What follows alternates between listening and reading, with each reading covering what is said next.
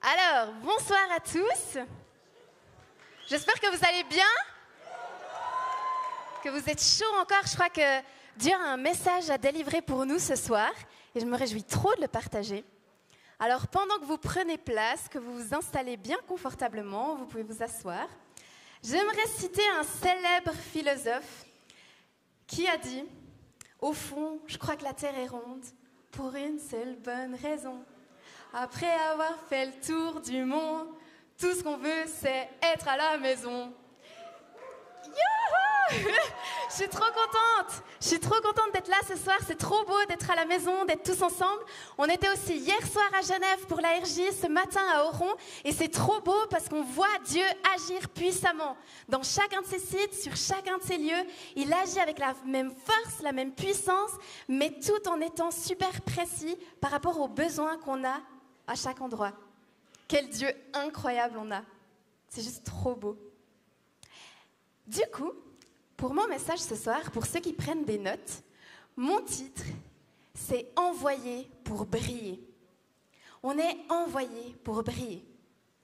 Et alors que cette soirée, c'est la dernière plénière de la RJ 23, c'est pas la fin. C'est que le début de ce que Dieu veut faire en nous, avec nous, au travers de nous. Et pour ça, j'aimerais qu'on plonge dans Ésaïe 43 et qu'on prenne le premier verset, qui pourra s'afficher, waouh, trop bien, qui dit « Maintenant Israël, le Seigneur te dit ceci, lui qui t'a créé et formé, n'aie pas peur, je te libère, je t'ai appelé par mon nom, tu es à moi. » Et je crois que c'est une des premières vérités que Dieu veut nous dire ce soir. À ce moment-là, quand c'est écrit dans la Bible, c'est Dieu qui a une conversation avec son peuple, le peuple d'Israël. Mais tout au travers de la Bible, jusqu'à aujourd'hui, on sait que Dieu veut nous parler à nous. Et c'est ce qu'on a ressenti pour cette RJ, notamment au travers de ce chapitre dans Ésaïe 43, et cette première vérité qui dit que Dieu nous a créés. Il nous a créés, il nous a façonnés, il nous a désirés. On n'est pas là par hasard. Il y a un but et il y a même un désir à notre vie sur terre. C'est par amour que Dieu a choisi de nous créer. Amen. Et j'ai un autre verset pour ça, dans le Nouveau Testament, qui dit dans Éphésiens, « Avant la création du monde, Dieu nous a déjà choisis pour être à lui par le Christ, afin que nous fassions ce que Dieu veut et que nous soyons sans défaut à ses yeux. Dans son amour, Dieu a décidé par avance qu'il ferait de nous ses enfants par Jésus-Christ. Dans sa bienveillance, voilà ce qu'il a voulu. Louons donc Dieu pour le don magnifique qu'il nous a généreusement fait en son Fils bien-aimé. C'est par amour et par bienveillance qu'il nous a créés et on veut répondre à son appel tous ensemble. » Mais ce n'est pas seulement ça, ça continue. On peut aller directement au verset 2 de Ésaïe. « Quand tu traverseras l'eau profonde, je serai avec toi. Quand tu passeras les fleuves, tu ne te noieras pas. Quand tu marcheras au milieu du feu, il ne te brûlera pas. Les flammes ne te toucheront pas. » Et ça, c'est une vérité qu'on a à saisir pour nous ce soir, pour notre vie quotidienne, dans les jours, les semaines, les mois à venir. Parce que parfois, quand on est dans des événements comme ça, on se dit « Waouh, tout est beau, tout est incroyable, Dieu, il a des promesses pour moi. » Et c'est vrai, c'est tellement vrai. Seulement sa promesse, c'est pas de nous épargner des difficultés. C'est pas de nous les faire éviter. Au contraire, il dit « Quand tu traverseras les difficultés, quand tu traverseras les fleuves, quand tu passeras par les flammes. » Bon, je ne sais pas si vous êtes déjà passé par des flammes, mais ce n'est pas censé être agréable. Vraiment pas du tout. Mais sa promesse, c'est quoi? C'est qu'il sera avec toi. Et c'est quelque chose que j'ai expérimenté durant toute ma vie, mais en particulier le jour où j'ai décidé de non seulement accepter Jésus comme Seigneur et Sauveur de ma vie, mais aussi de recevoir son esprit. Et à partir de ce moment-là, ça a fait toute la différence. Parce que ce n'était pas juste cette présence bienveillante, ce Dieu que je sais, que je connais, qui est omniprésent, etc. Mais c'est littéralement son esprit qui est venu en moi. Et depuis là, je sais que je ne suis plus seule. Et je crois que pour plusieurs ce soir, on a besoin de l'entendre. Et peut-être c'est même l'occasion pour toi de mettre ton attel sous mode avion. J'ai entendu qu'il y a des Français, donc ton téléphone portable. On a fait quelques mois en France. On aime trop la France aussi.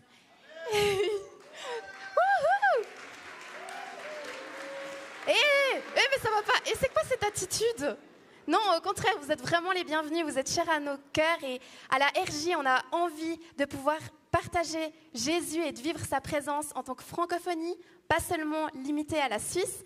Donc j'encourage tous les Suisses à ouvrir votre cœur et à accueillir aussi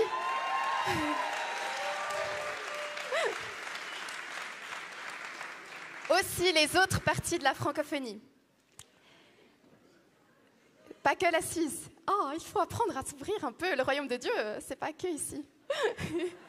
Oh, il faut que je vous raconte un truc trop drôle quand même, parce que je sais qu'on est dans le Jura bernois. C'est juste une petite anecdote. Vous savez, il y a un don dans la Bible qui s'appelle le parler en langue. C'est genre quand Dieu t'inspire une langue parce que tu ne sais pas comment prier. Et il y a un autre don qui va avec ça, qui est super pratique, c'est l'interprétation de se parler en langue. Parce que quand tu parles en langue avec Dieu, c'est hyper cool, fluide, mais si d'autres t'entendent, ils ne comprennent rien. Et on était en Nouvelle-Zélande et j'ai fait un atelier pour apprendre à interpréter les langues, justement. Et on avait des Suisses allemands avec nous.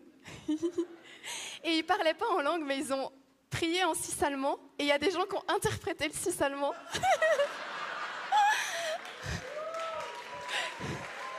Oh là là. Non, mais Dieu est bon, Dieu est tellement bon. Et je bénis aussi cette église ici, qui est bilingue, et c'est trop beau. Franchement, la Suisse, c'est la merveille. Ok. Donc, Dieu est avec nous. Ouais, trop bien. Ça suit. Verset 3. Dieu sauve. Car moi, le Seigneur, je suis ton Dieu. Moi, le Dieu saint d'Israël, je suis ton sauveur. Et on va parler un peu plus de ça maintenant, parce que si on a besoin d'un sauveur, c'est qu'il y a un problème. On n'a pas besoin d'être sauvé. On n'a pas besoin d'être secouru s'il n'y a pas à la base un problème, un besoin. Et j'avais un peu une image à vous partager pour ça. En fait, dans le plan de Dieu, dans le désir de Dieu, on va dire que le trône de Dieu est ici. Il faut se le représenter dans vos têtes. Et Dieu dit que c'est un trône de grâce. C'est un trône de bienveillance vers lequel on peut avancer avec assurance. On peut être proche de Dieu. C'est ça son désir, c'est ça son plan, c'est ça son cœur. Et pour nous, il a une vie d'abondance, de bénédiction, de joie, de paix, de liberté. Mais nous, parfois, on se laisse envahir par nos pensées, par des mensonges qui viennent dans nos têtes. Et petit à petit, mine de rien, ça nous fait nous éloigner. Il y a un verset dans la Bible qui dit que ce sont nos péchés qui nous éloignent, qui nous séparent de Dieu. Je regarde si le verset apparaît. Ah ouais, donc approchons-nous donc avec confiance du trône de Dieu. Et ensuite, ce sont vos fautes qui vous séparent de votre Dieu, ce sont vos péchés qui le détournent de vous, qui l'empêchent de vous entendre. Pourquoi ? Parce que nos fautes, nos péchés, ça nous pousse à aller dans la mauvaise direction, à prendre le chemin inverse de celui que Dieu avait prévu pour nous. Et parfois, on croit que c'est juste nos actions, nos comportements, nos attitudes qui nous emmènent de ce côté-là. Et c'est vrai. Le péché, c'est en fait le fait de manquer la cible. Et la cible, c'est cette vie d'abondance avec Dieu. Mais il n'y a pas seulement nos comportements et nos attitudes. Ce soir, j'aimerais aller plus loin. Il y a aussi nos pensées. La bataille, elle est aussi dans nos pensées. Et parfois, on laisse des mensonges dans nos vies qui paraissent confortables au premier abord, mais qui en fait nous éloignent de Dieu. Je vais en citer quelques-uns. Par exemple, je n'ai pas de valeur. Je ne crois pas en moi. Je ne sers à rien. Est-ce que Dieu m'aime vraiment au final ? Est-ce qu'il tient à moi ? Est-ce que c'est vrai tout ce qu'on me dit ? Est-ce que finalement il existe même ? Et parfois, il y a même des peurs qui viennent. On a peur de ne pas être aimé. On a peur de l'inconnu. On se dit, mais qu'est-ce qui va se passer ? Il y a comme de l'angoisse qui monte, parfois des crises de panique, d'anxiété. Et ça, ce n'est pas du tout des choses que Dieu a prévues. Mais à force de cultiver toutes ces pensées-là, on s'éloigne. C'est comme si on ne pouvait plus l'entendre. Pourtant, on sait que Dieu parle. Il y a même carrément un bouquin tout entier qui s'appelle La parole de Dieu. Franchement, quoi de mieux que ça, c'est trop bien. Mais parfois, nous, on s'est tellement éloignés qu'on ne l'entend plus. Et ce que j'ai envie qu'on puisse faire ce soir aussi en préparation pour les jours à venir, pour toute la suite des événements d'ici l'année prochaine, c'est qu'on puisse faire un 180 degrés. 180. Que dans nos pensées, alors qu'on était en chemin, qu'on était en train de croire tout ce que le père des mensonges voulait nous dire, tout ce que l'ennemi voulait nous insuffler, qu'on puisse décider dans nos cœurs de faire ce 180, de retourner à lui, de remarcher dans sa direction, de choisir sa vérité, de déclarer qu'il est bon, qu'il est grand, qu'il est capable, qu'il agit, qu'il veut nous libérer, nous rencontrer encore aujourd'hui. Mais seulement, je sais que ce pas-là, il n'est pas si simple à faire. Et souvent, moi, j'ai essayé par mes propres forces de faire ça. Je me suis dit, allez, je vais avancer, je suis une bonne chrétienne, tout ça. Mais à un moment donné, c'est comme si ça m'épuisait, parce que j'essayais d'être au contrôle. Et tout d'un coup, c'est comme si j'ai compris l'évangile, comme si j'ai compris la bonne nouvelle d'une manière nouvelle. Je me suis dit, mais en fait, je pense que Dieu m'a dit, en fait, c'est ça la bonne nouvelle, c'est ça l'évangile, c'est que c'est Jésus qui nous permet de vivre ce changement-là. C'est par son esprit qu'on peut avancer avec assurance devant lui tout à nouveau. Et je crois qu'il y a un appel pour nous ce soir à se retourner vers Dieu, à être près de lui et à rester dans sa présence. Pas parce que nous, on est bons et on arrive à dompter nos pensées tels des génies incroyables, mais parce que Jésus, lui, il l'a fait. Et nous, on veut soumettre nos pensées à ce que Jésus, il a fait. Et j'aimerais aussi dénoncer quelque chose, parce que des fois, il y a aussi un des mensonges qu'on croit. C'est genre, oh, je suis le seul à vivre ça. Je suis la seule personne au monde à vivre ça, personne ne peut me comprendre. Mais quand on regarde dans la Genèse, dans Genèse 3 déjà, il y a l'ennemi qui est venu sous la forme d'un serpent. Et il a utilisé une de ses premières tactiques. Il a posé une question à la femme à ce moment-là et il lui a dit, mais est-ce que Dieu a réellement dit ? Il a commencé à instaurer un doute, un mensonge. Et un peu plus tard dans le chapitre, on voit que Dieu recherche sa création. L'homme, la femme, ces gens qu'il a décidé de créer, qu'il aime profondément. Et puis l'homme, il répond en disant une célèbre phrase puisqu'elle est dans la Bible. Je t'ai entendu, donc Dieu, j'ai eu peur car je suis nu et je me suis caché. Et en fait, je réalise que c'est un des automatismes qu'on peut avoir, où quand on réalise qu'on a fait n'importe quoi, quand on réalise que genre on est en train de se distancer de Dieu, tout d'un coup, c'est comme si on prend conscience de nous-mêmes et qu'on se dit « Oh, je suis vraiment nulle, je suis tellement méprisable » ou « je suis misérable en fait ». Genre, comme il disait, je me sens nue. Mais en vrai, dans la tête de Dieu, il n'y a rien qu'à changer, on est toujours les mêmes. C'est juste dans la perspective de l'être humain à ce moment-là que ça a changé. C'est juste l'ennemi qui a fait croire ça, que parce que tu es nu, du coup, il y a la honte, la culpabilité qui vient, et du coup, quel réflexe, on se cache, on s'isole. Et c'est là-dessus que j'aimerais confronter ça ce soir, parce que le plan de Dieu qu'on retrouve dans Matthieu 5, 14, c'est vous qui êtes la lumière du monde. Une ville construite sur une montagne ne peut pas être cachée. On n'allume pas une lampe pour la mettre sous un seau. Au contraire, on la place sur le porte-lampe d'où elle brille pour tous ceux qui sont dans la maison. C'est ainsi que votre lumière doit briller aux yeux de tous, afin que chacun voie le bien que vous faites et qu'il loue votre Père qui est dans les cieux. C'est ça que Dieu nous appelle. Et c'est pour ça que le titre de mon message, c'est « Envoyé pour briller ».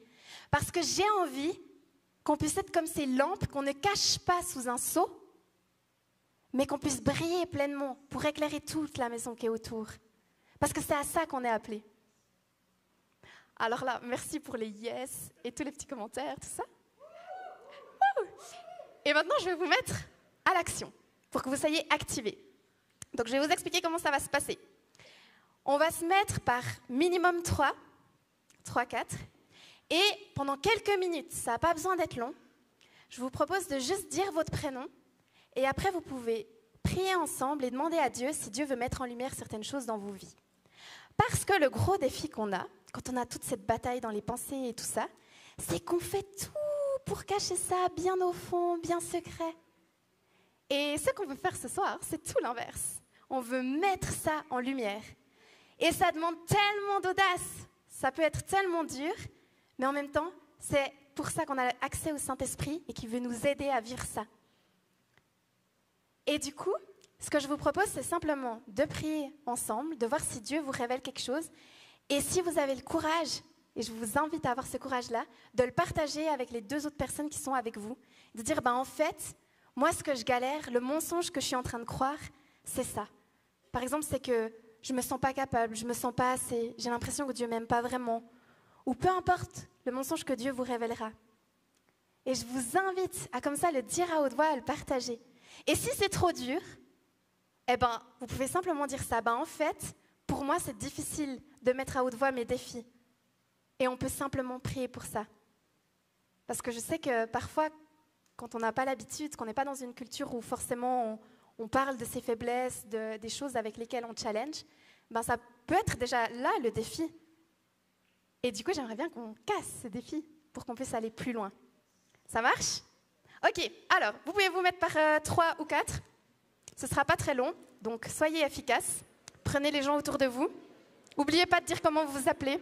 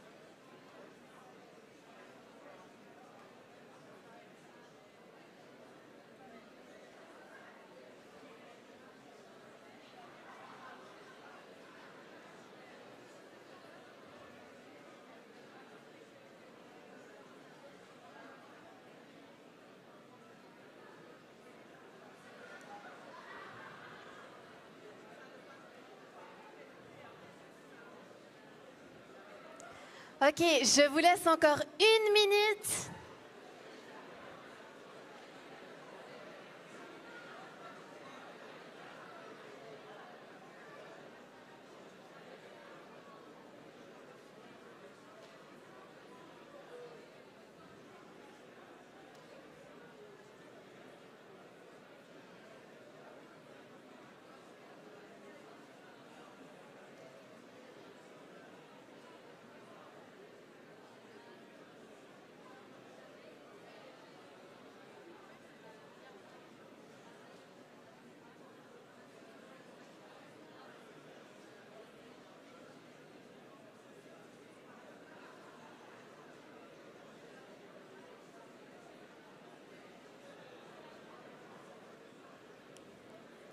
Ok, je vais faire un décompte et après on peut s'applaudir.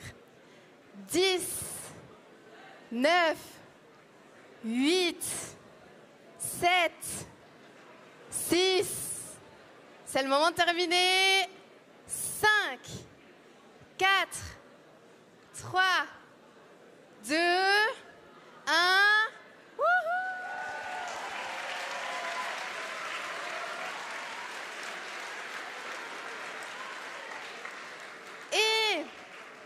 Mais trop bien. Vous vous rendez compte... Trop bien. Heureusement qu'il y en a qui parlaient encore, comme ça ils n'ont pas entendu. Ok. Vous vous rendez compte à quel point c'est exceptionnel ce qu'on vient de faire? C'est tellement le royaume de Dieu, de pouvoir mettre en lumière ce qu'on vit. Et je sais que pour certains c'est difficile, mais on veut avancer pas à pas. On veut se retourner vers Dieu et sortir de sa cachette, de son isolement pour briller. Et pour ça, on veut le vivre ensemble. Et je voulais vous raconter une anecdote. Il y a 2 semaines tout pile, j'étais en Nouvelle-Zélande avec Yanis, mon mari. Et on a fait pas mal d'expéditions. Et l'une d'entre elles, c'est qu'on est allé dans une grotte, comme une espèce de cave. Et on savait que dans cette grotte, il y avait des tonnes de petits vers. Et franchement, les vers, c'est vraiment pas la chose que j'appellerais gracieuse. C'est pas super attirant, pas super attractif. Et c'est à ce moment-là que j'ai pensé à vous. Je rigole. Attendez. Ça continue. Et à ce moment-là, alors qu'on était plongé dans le noir, on a commencé à voir tous ces vers qui étaient en fait des vers luisants. Et tu peux montrer l'image. Waouh! Et non, mais c'est dingue ce qu'il y a sur cette terre. C'était fou, j'avais l'impression d'être dans un film Disney. On était sur une petite barque toute tranquille comme ça. On naviguait paisiblement et on voyait toutes ces lumières. C'était tellement beau. Mais genre spectaculaire. C'est une des plus belles choses que j'ai vues sur cette terre. Et en fait, ça m'a parlé. Parce que je me suis dit, mais ces vers tout seuls, parfois c'est comment nous on se sent. On se sent un peu tout disgracieux. Parfois on a de la peine même à se trouver bien ou même utile. Mais en fait, quand il y a la lumière de Dieu en nous, c'est incroyable.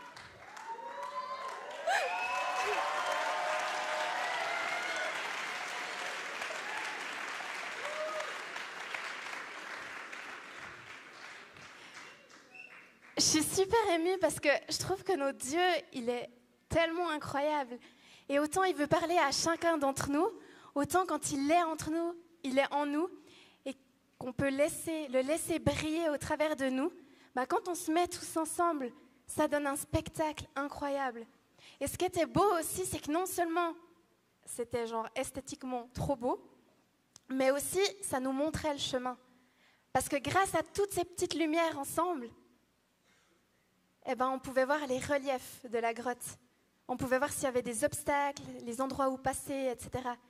Et je crois que c'est vraiment quelque chose que Dieu a déposé sur mon cœur pour nous ce soir. C'est que peu importe l'état dans lequel nous on se trouve, ce qui compte, c'est la lumière qui est en nous. Et l'invitation, c'est aussi qu'on puisse rejoindre cette communauté de croyants Et j'aimerais t'inviter, si tu es venu peut-être seul à cette RJ, à pas hésiter dès demain à rejoindre une église, un groupe de jeunes, à être avec d'autres, parce qu'ensemble, on fait la différence. Non pas par notre propre force, mais parce que Jésus, il est en nous.